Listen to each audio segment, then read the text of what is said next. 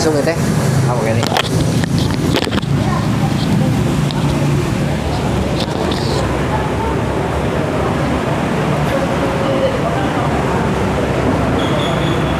Assalamualaikum warahmatullahi wabarakatuh. Alhamdulillahirabbil alamin. Wal 'aqibatu lil muttaqin wala udwana illa 'alal zalimin. Wassalatu wassalamu ala asyrafil anbiya'i wal mursalin sayyidina maulana Muhammadin wa ala alihi wa sahbihi wa man tabi'ahu bi ihsanin ila yaumiddin, amma ba'du. Qala Allah Ta'ala fil Qur'anil Karim wa huwa asdaqul qailin. Wasari'u ila maghfiratin min rabbikum wa jannatin 'arduhas samawati wal ard uiddat lil muttaqin alladzina yunfiquna fis sarra'i wad dharra wal kadhimina al ghaidha wal 'afina 'anil nas wallahu yuhibbul muhsinin. Shadaqallahul azim. Ya, nganggo bahasa Indonesia.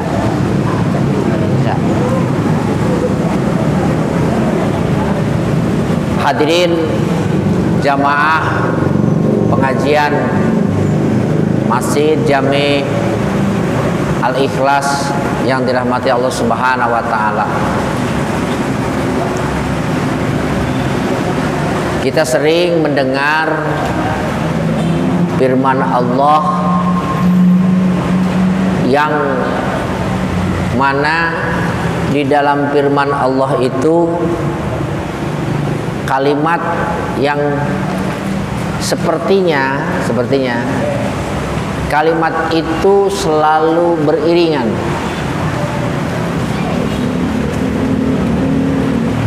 Dalam surat yang pendek, surat Al-Asr,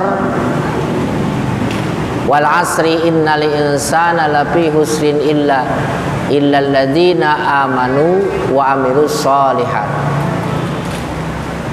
Itu kalimat amanu wa amilus sholihat. Di Quran puluhan bahkan bisa jadi ratusan. Amanu wa amilus sholihat. Nah, kalimat ini sangat penting dan tidak boleh dipisahkan. Jadi ketika ada amanu harus ada amalus sholihat. Ada amalus sholihat harus ada amanu. Ketika ada amanu tidak ada amalus sholihat, maka tidak akan menjadi suatu kesempurnaan. Sebaliknya ada wa amilus sholihat, tidak ada amanu, maka tidak akan ada penerimaan. Yang pertama adalah iman. Iman kepada Allah Subhanahu wa taala itu merupakan salah satu syarat bagaimana suatu ibadah kita diterima oleh Allah. Saya punya husnudzon kepada bapak-bapak ibu sekalian. Setiap ibadah sekecil apapun, ibadah itu pengen diterima. Betul kan?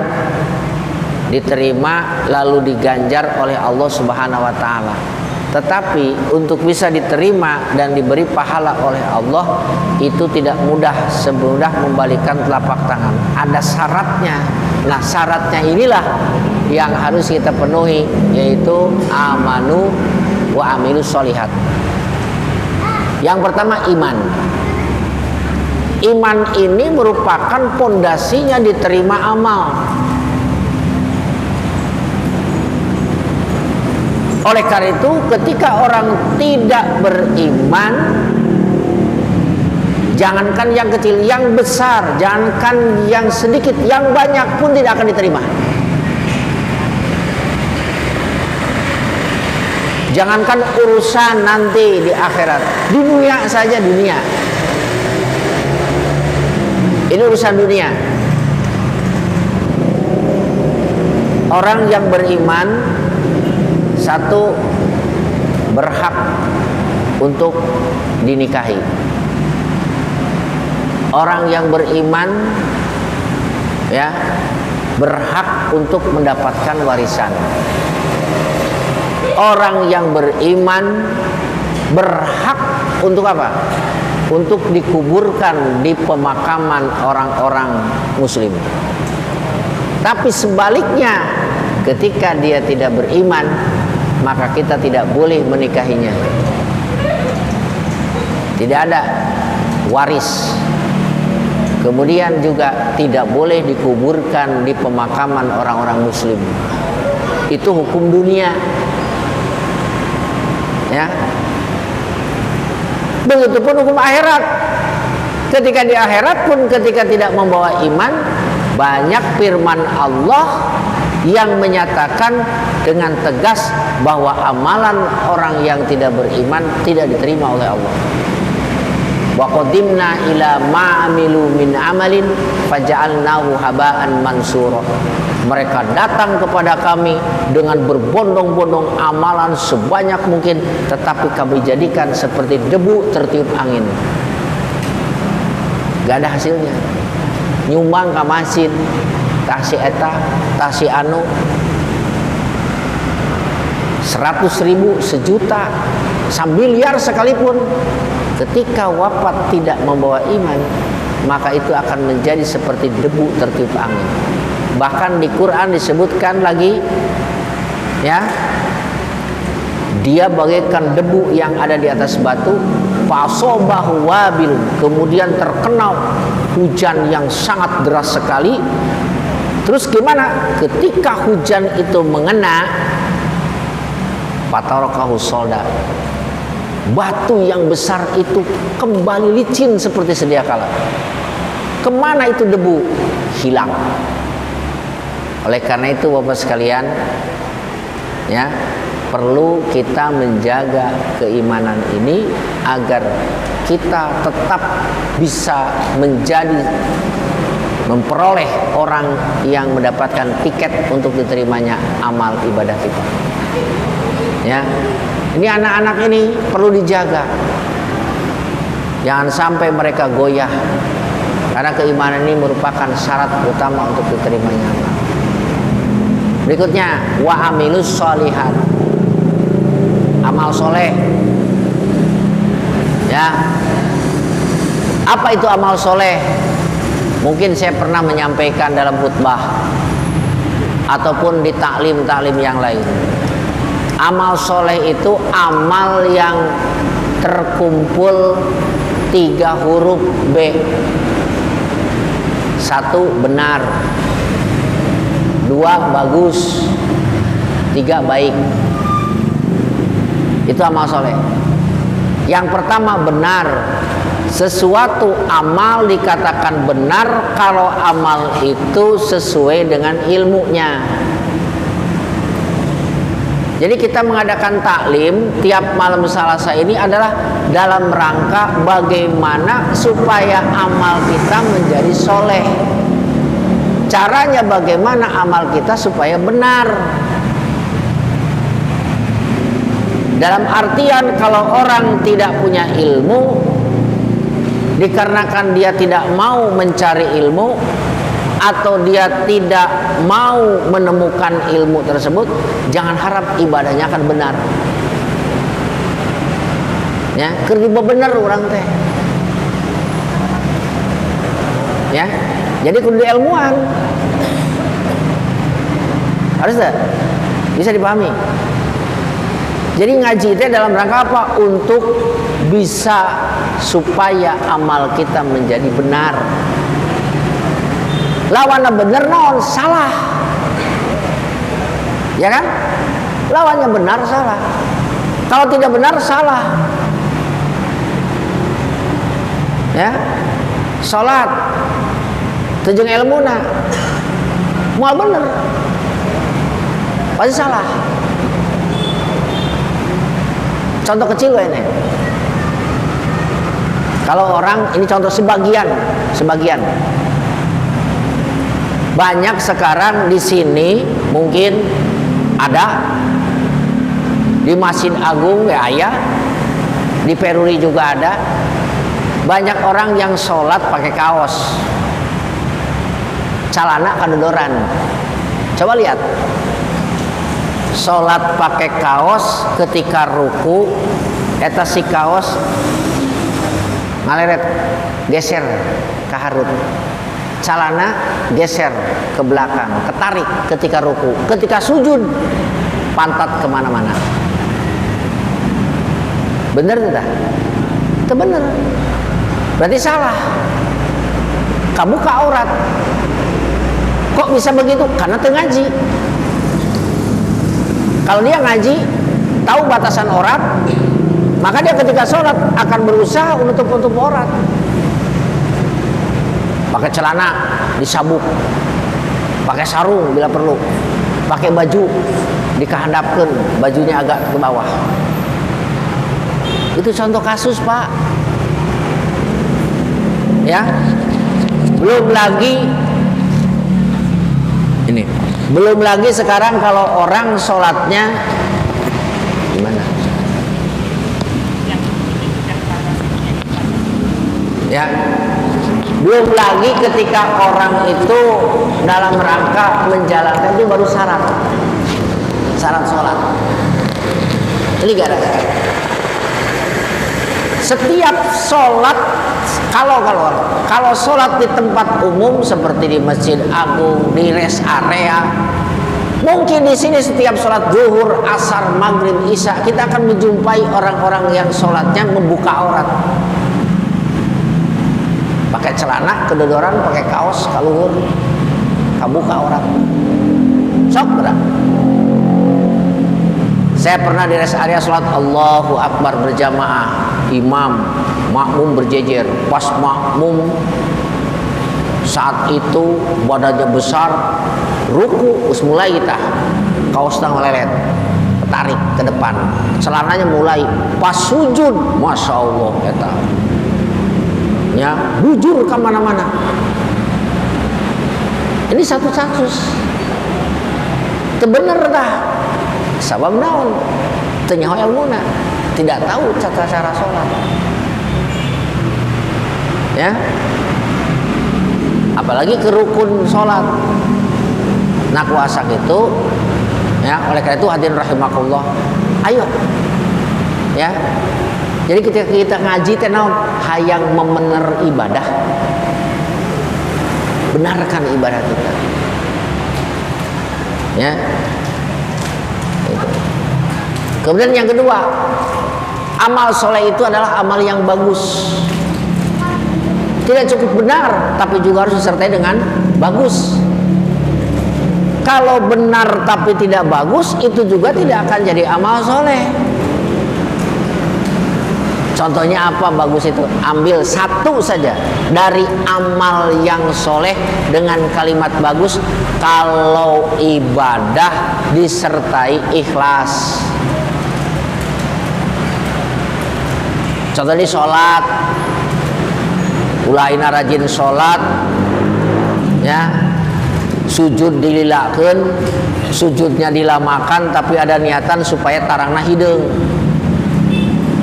Maaf nih, jidatnya hitam, punten. Kemudian supaya dari jidat hitam itu akan terlihat, oh dia itu ahli ibadah. Bener ibadah nama. Syaratnya terpenuhi, rukunnya terpenuhi, tapi tidak bagus. Harus benar.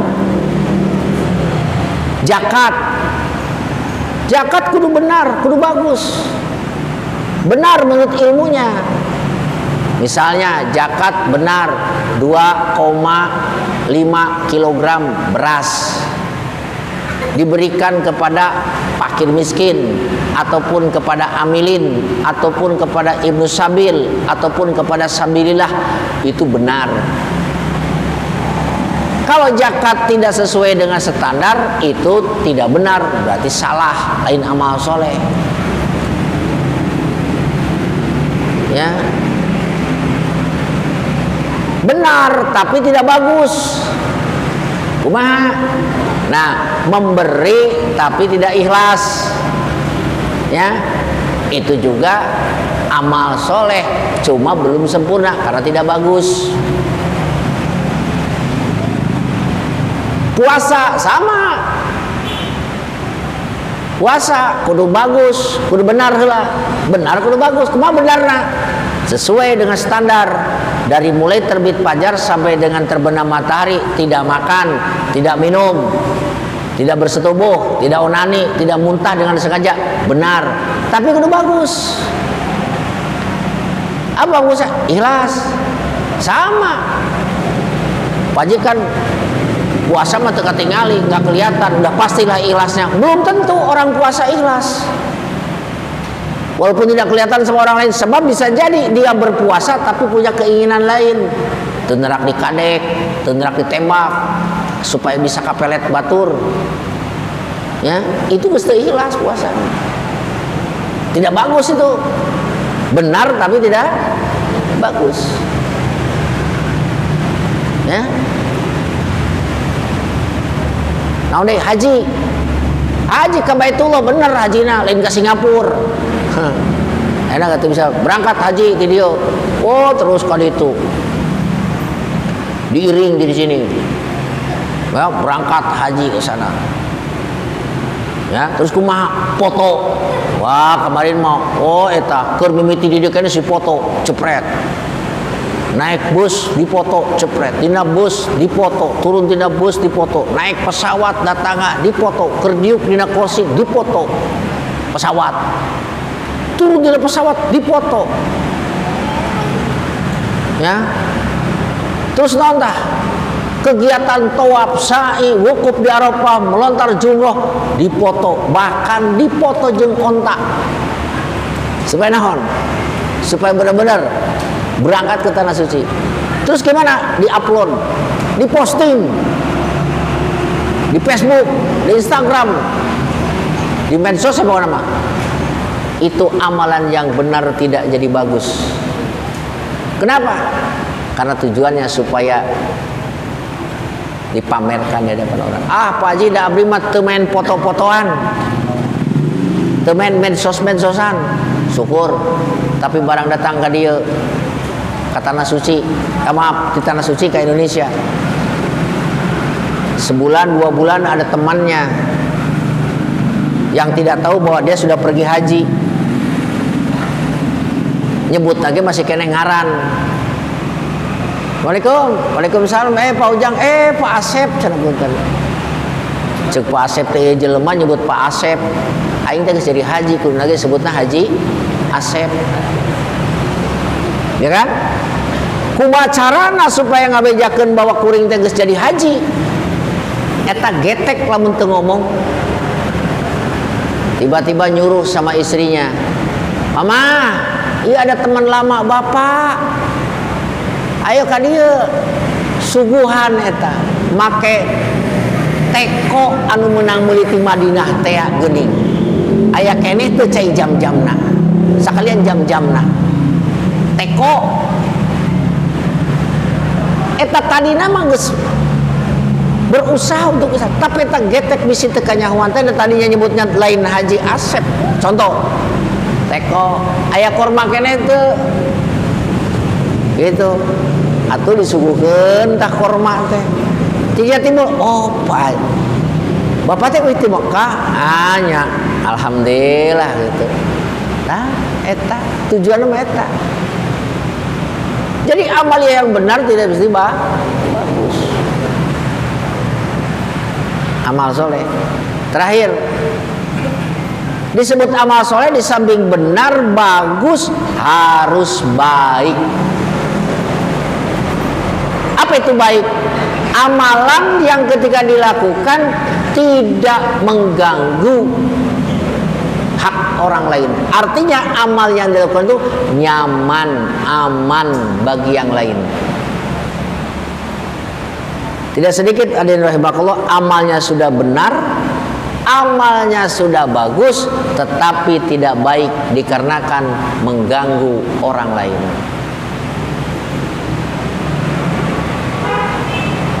Rukun Islam yang 5 ini ada syahadat, sholat, zakat, puasa, haji.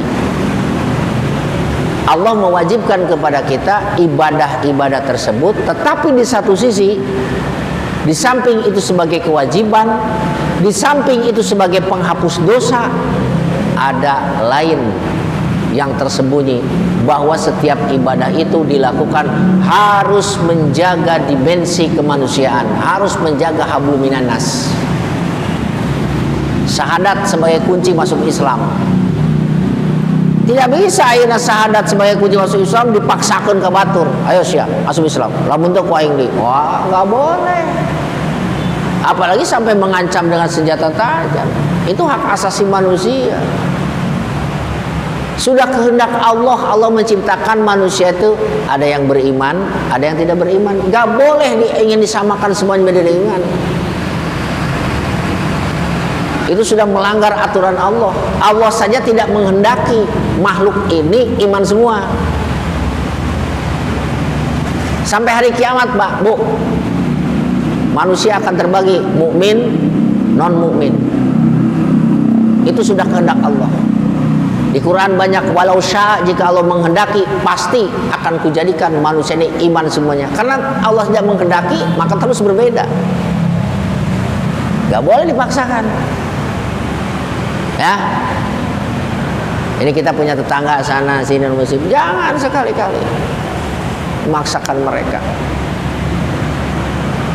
Yang kedua, ketika orang sudah mengucapkan 2 kalimat syahadat, jangan sekali-kali dia dianggap sebagai orang non.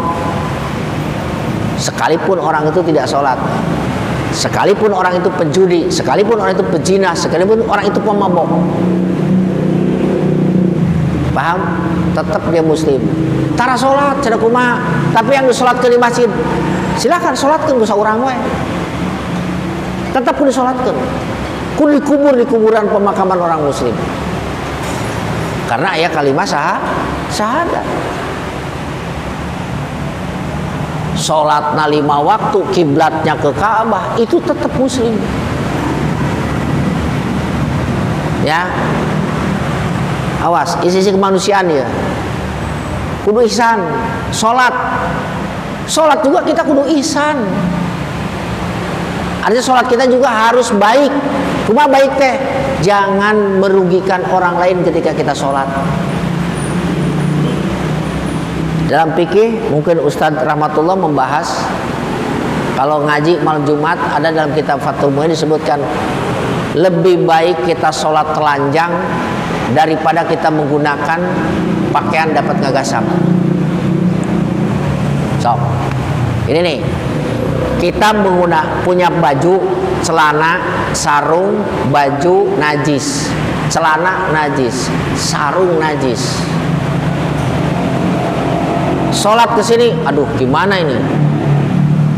Sholat pakaian saya semuanya najis. Nah di situ ada orang tidur, sarungnya disimpan di samping. Pakai jangan dipakai. Atau sholat pakai pakaian barang yang beres, jangan juga dipakai.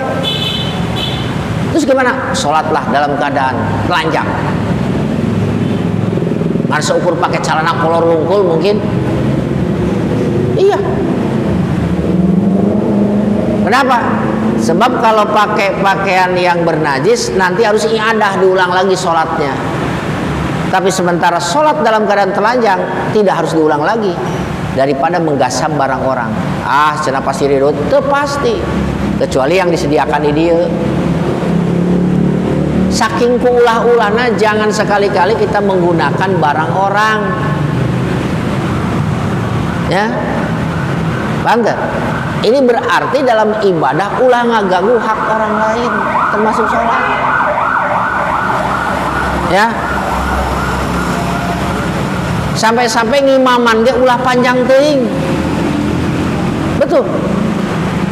Idza amma ahadukum fal yukhafif, di mana-mana kalian jadi imam, jadilah imam yang meringankan bacaan. Fa inna fihi mudhaif, karena di belakang itu ada makmum yang lemah. Wal marido, ada yang sakit. Wal kabiro, ada orang tua. wadzal hadat, ada orang yang punya kepentingan. Tapi wa idza shalla ahadukum li nafsi, kalau kalian sholat untuk diri sendiri, sholat sunat atau nabi sholat fardu sendiri, ya, sholat tahajud, sholat dua, fal yutawil masa, silahkan baca sekehendakmu.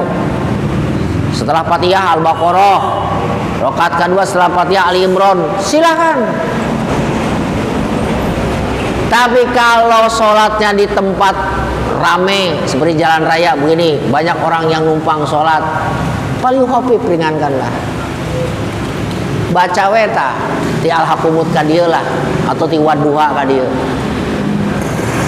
Ya, ini aturan supaya ubaron jangan sampai merugikan orang lain. Ulah teu kieu mah salat Allahu Akbar eta makmum dararehem. Oh, baratuk. Saya sempat Bu di PRD zaman taraweh, Ustadz Rahmatullah saya ngisi. Aya Ustadz di luar di Cirian, lamun malam Salasa, sana Pak Bungur ya. Pak Haji, kalau malam Selasa di sini jarang ada yang datang. Kenapa? Kultumnya lama, sampai 30 menit. Terus sholatnya lama, orang lain mah jam 8 sudah selesai, kalau imam dia sampai jam 9. Makanya yang datang paling pengurus doang, ketua DKM 1-2 lah. Pengurus, masyarakat nggak ada yang datang. Kenapa? Karena dia lama. Jadi tungtungnya batur teh tidak berjamaah dikarenakan apa? Ya. Nah, itu. Jadi oleh karena itu, makanya saya mah kalau ngimaman tara maca surat lillahi ma fis samawati wa fil ardi. Ya, atau ayat-ayat nu sapotong-sapotong, hiji teu apal deui, kaduana bisi ngarugikeun batur, katiluna memang lebih baik baca juz amma satu surat secara sempurna daripada sebagian surat. Wasuratul kamilah, surat yang sempurna aula, lebih utama mimba disuar daripada setengah surat walau tawilatan, walaupun panjang. Lebih baik baca inna ataina kal kausar fasolil bil kawanhar daripada baca lillahi ma fis samawati ma fil ardi wa in tubdu ma fi anfusikum wa tubu sampai akhir. Kecuali taraweh. Kalau taraweh mah boleh emang nage 1 juz. Malam kedua 1 juz. Ini ilmu nanti dijelaskan. Naon ta maknana? Maknanya kita ini ibadah jangan mengganggu orang lain. Harus benar, harus bagus, harus baik. Kita diperintahkan sholat, udah itu sebagian contoh, kudu menjaga baik. Kita diperintahkan sedekah, zakat. Ya ayyuhalladzina amanu la tubtilu shadaqatikum bil manni wal adza. Wahai orang-orang yang beriman, jangan kau batalkan sedekahmu, pahala sedekah dengan mannu. Apa mannu? Mengungkit-ungkit. Saking nih Pak, saking jangan sampai menimbulkan mengungkit-ungkit. Ya, dalam ibadah haji. Kasus dalam ibadah haji. Andai kata kita mau melaksanakan haji atau umroh, kan disyaratkan menggunakan pakaian tidak berjahit. Nyari pakaian yang tidak berjahit kemana-mana tidak ada. Ya, bingung. Ada orang yang tanya, Pak, kenapa bingung? Ini Pak, saya nyari kain ihram kesana kemari nggak ada. Aduh, oh nggak ada. Terus gimana? Ya, saya bingung nih mau ihram. Udah Pak, kebetulan saya bawa kain ihram 3. Nih, saya kasih. Ada orang memberi kepada kita kain ihram. Bagaimana? Jangan diterima. Jangan diterima itu pemberian. Apa? Li azumil minah. Karena dikhawatirkan nanti orang tersebut bisa mengungkit-ungkit pemberian kain ihram. Kumaha tuh lebih baik pakai pakaian berjahit daripada nerima pamere batur kain ihram. Atau kia, Pak, saya kalau Bapak memberi kepada saya tidak akan terima. Tapi kalau Bapak pinjamkan kain ihram, saya terima. Terima lah pinjam. Oh, udah kalau gitu saya pinjamkan. Berarti dikembalikan lagi. Bisi engkete pulang ke tanah air, si A yang memberikan kain ihram itu butuh pertolongan si B. Si B nggak bisa menolong dikarenakan ada kepentingan. Ari peke si A teh lah teu cara we baretos ya inget teu mau jadi haji tah lamun teu dibere kain ihram aku saya. Bisi kitu. Tungtungna ngarusak ibadah. Coba. Kain ihram tidak berjahit. Lebih baik pakai pakaian ihram yang berjahit daripada menerima pemberian orang lain. Jadi kalau dalam rumusnya kita teh lebih baik hidup ini menerima pinjaman daripada pemberian. Berbalik jeung urang mending dibere mending jeung rata-rata. Yang dibere ya. Iya kan? Daripada dibere pinjam. Tuh. Jadi jaga hablum minallah kudu baik. Kita puasa juga benar, bagus, tadi ikhlas terus kudu baik. Kumaha baikna? Man lam yadda' qaulal jur wal amala bihi, man lam yadda' qaulal jur wal amali falaysa lillahi hajatun bi ayyada' ta'ama wa syarabahu. Hadis riwayat Bukhari. Barang siapa yang tidak meninggalkan perkataan jahat atau perkataan buruk, maka Allah tidak akan mempedulikan. Dia meninggalkan makan dan minum, tidak mempedulikan puasanya. Jadi kalau kita puasa berkata kotor, berkata kasar, penuh caci maki, penuh dusta, menggibah, maka puasa kita tidak akan diterima oleh Allah. Berarti tidak cukup benar, tidak cukup ikhlas, harus juga baik. Terbaik out. Haji sama.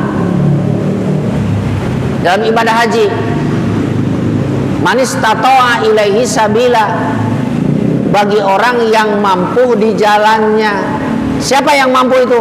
Orang yang mampu ongkos, disebut mampu teh orang yang sanggup membiayai ongkos pulang pergi, biaya hidup di tanah suci, dan juga membiayai orang-orang yang ditanggung hidupnya oleh dia.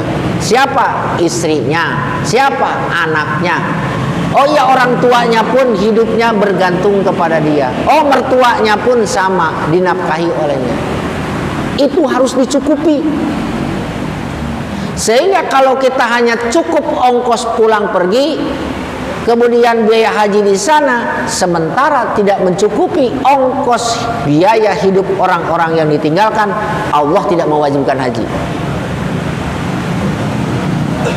Jadi istilahnya haji mapasesaan. Dahulukan dulu tak siapa? Orang-orang yang dinafkahi oleh kita. Bahkan ketika kenteng bocor, rumah roboh, betulkan dulu. Oh, saya mau berangkat, ini suhunan, rek roboh, betulin dulu. Atau mau mangkat-mangkat, biaran, betulkan dulu. Utang kuma bayaran heula, tibalik ayeuna mah ngaharutang. Rek haji rek umroh, puguh hutangnya kudu bayar heula. Utang bayar. Berarti naon tah? Ibadah haji tetap harus memperhatikan manusia, dimensi kemanusiaan.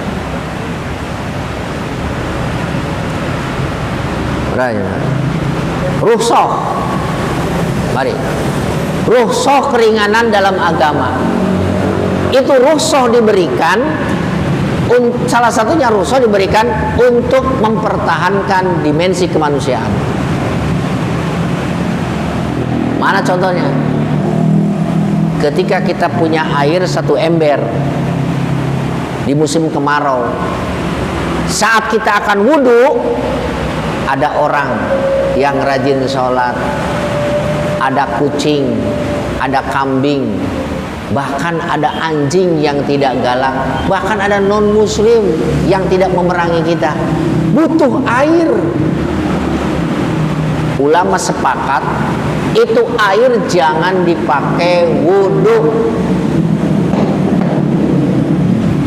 Kemana kan tuh air? Berikan kepada orang, berikan kepada binatang yang tadi disebutkan, kucing, anjing yang tidak galak, non muslim, kasihkan. Terus gimana, kan saya mau sholat? Ganti wudhunya dengan tayamum.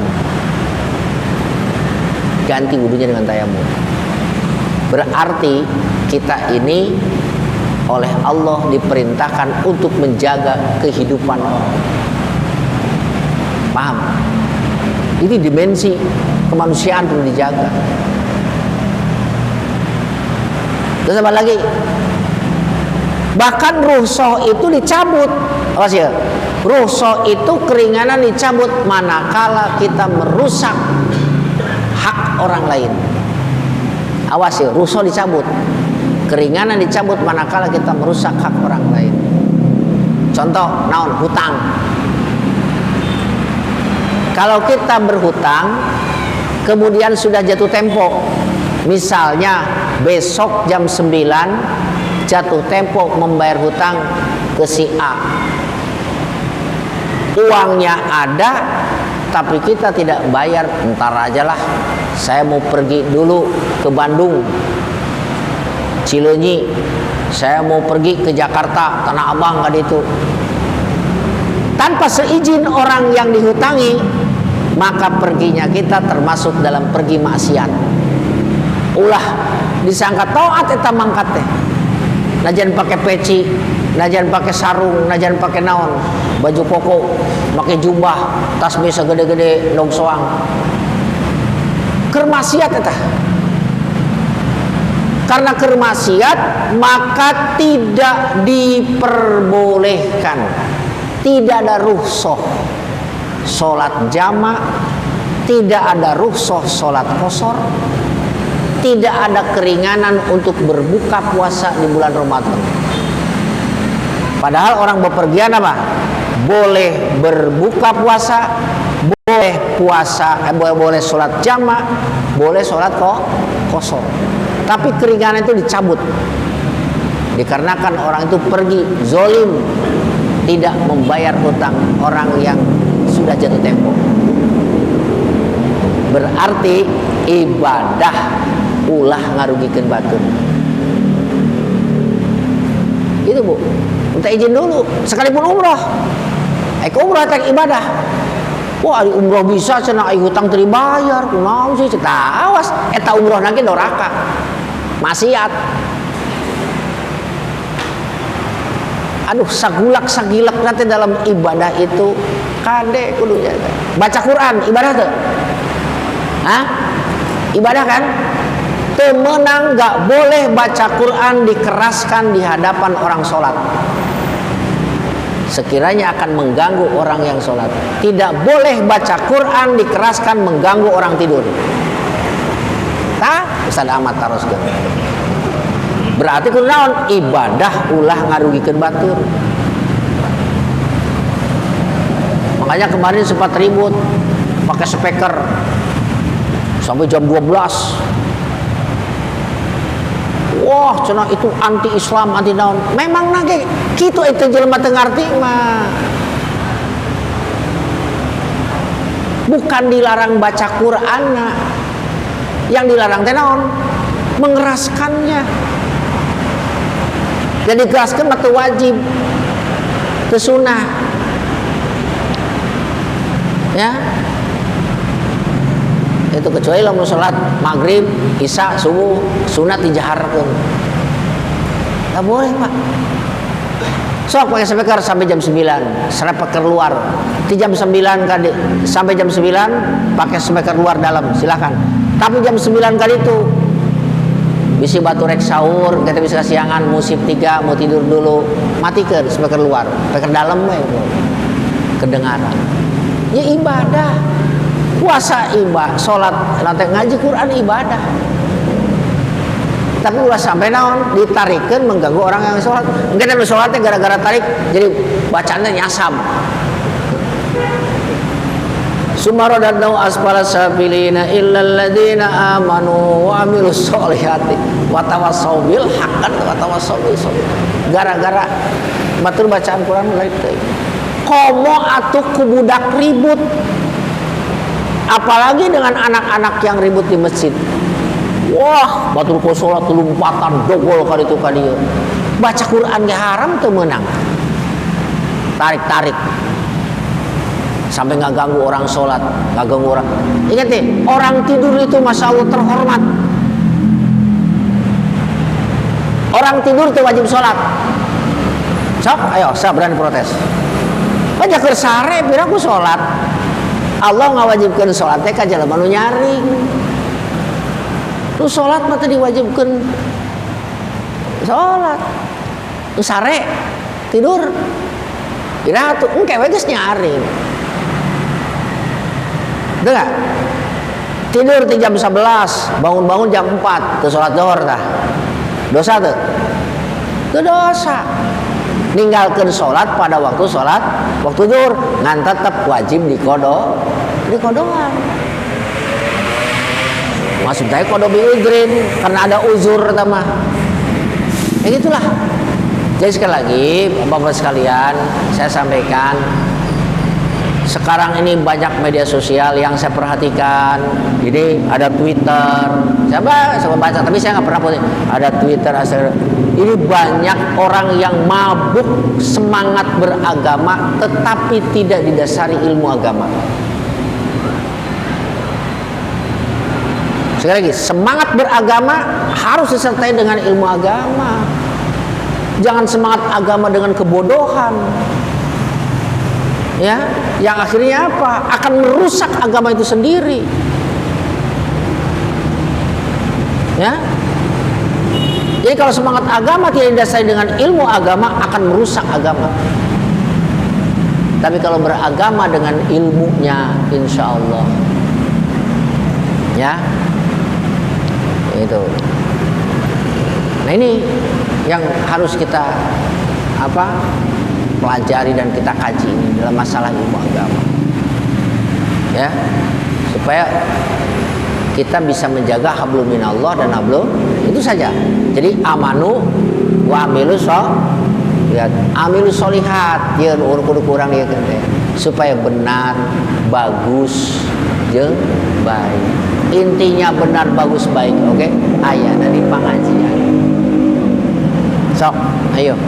Jangan tinggalkan ngaji malam naon, malam Salasa, disuguhan datang. Rek ningali ustadna saha oge sumping datang. Ya. Lamun urang eta mah ustadna eta lainna berarti urang geus sombong. Sombong. Lamun sombong ilmu sakumaha gede ge moal bisa asup. Contoh, tah. Ya. Ai ilmu teh kos cai. Ari cai masuknya kemana? Ke dataran tinggi, ke dataran rendah. Ke dataran rendah. Ilmu juga akan masuk ke dalam orang yang hatinya merendah. Akan masuk. Dan ilmu tidak akan masuk ke dalam orang yang hatinya selalu tinggi. Satu itu. Ilmu akan masuk ke dalam orang yang senantiasa membersihkan dirinya dari dosa. Dan ilmu tidak akan masuk ke dalam orang yang hatinya selalu kotor. Ya, nah itulah. Jadi sekali lagi penting kita belajar, tiada lain adalah untuk ngabebener, membaguskan, membaikkan amal kita supaya jadi amal soleh. Ya segitu. Mudah-mudahan sejam cukup, setengah jam 40 menit lah. Ya sebagai mukadimah. Ya, ada manfaatnya khususnya untuk diri saya, umumnya juga untuk hadirin rahimakumullah. Harusnya minggu kemarin karena saya ke Tasik, ke Garut, minggu kelima ada acara, nah ditukar sama Ustaz rahmatullah. Wallahu muwaffiq ila aqwamit thoriq. Assalamualaikum warahmatullahi wabarakatuh.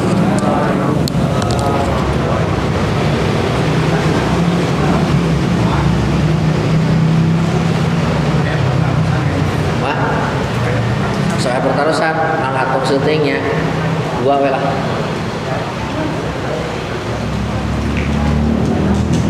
Ustaz ke China.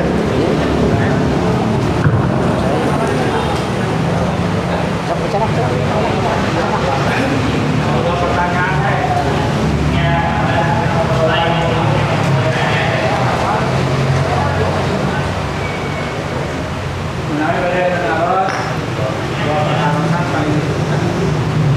Bisa sok tabu suara. Tabu suara. Tabu kata suara. Mak?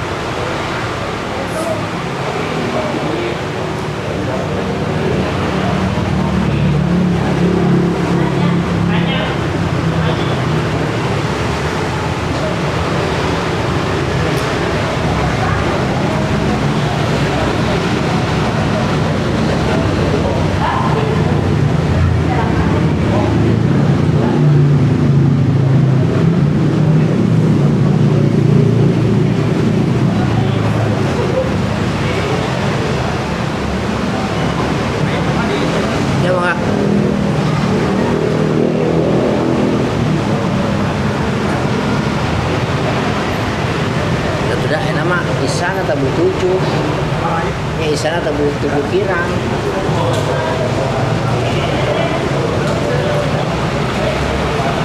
Di siapa kasih ngawitannya? Di Kuatul Islama. Tuh, nanti ke Ahmad Mat, jiranya ngawitan. Bukan saja. Ya, ngaji kan harus betul waktu mate salamannya mat, kira kopi. Buka, tak terasa. Tadi itu kalau sampai kondangan tak aman. Nah, jadi keaman. Karena si aman, oh berarti kan kawitan. Aku kawitannya ngawar kosan, terus bersiap tadi tuh. Ya, saya cekap. Saya. Nah.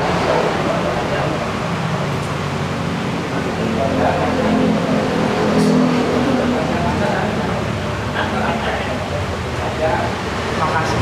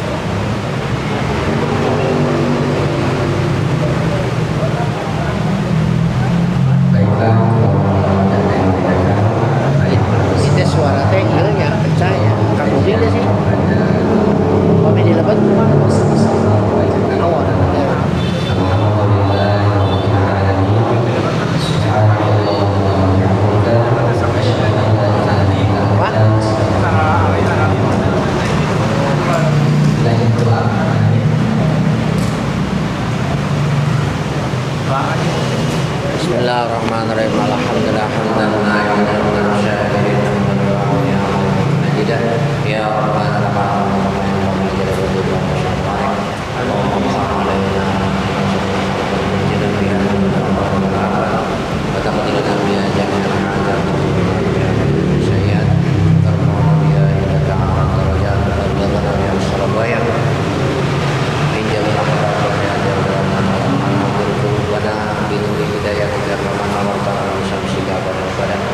Allahumma ftah alaina futuhal arifin wansur alaina hikmataka ya arhamin nawwir qulubana bi hidayatika iftah lana qalbana Allahumma ij'alna minal ulama'il 'amilin was-siddiqin wasyuhada'i was-shalihin Allahumma ansur alaina hikmataka Allahumma ansur hikmataka wanfa'na bima 'allamtana wa 'allimna ma yanfa'una Allahumma kshif 'anna washrif 'anna wa anfa'na al-bala wal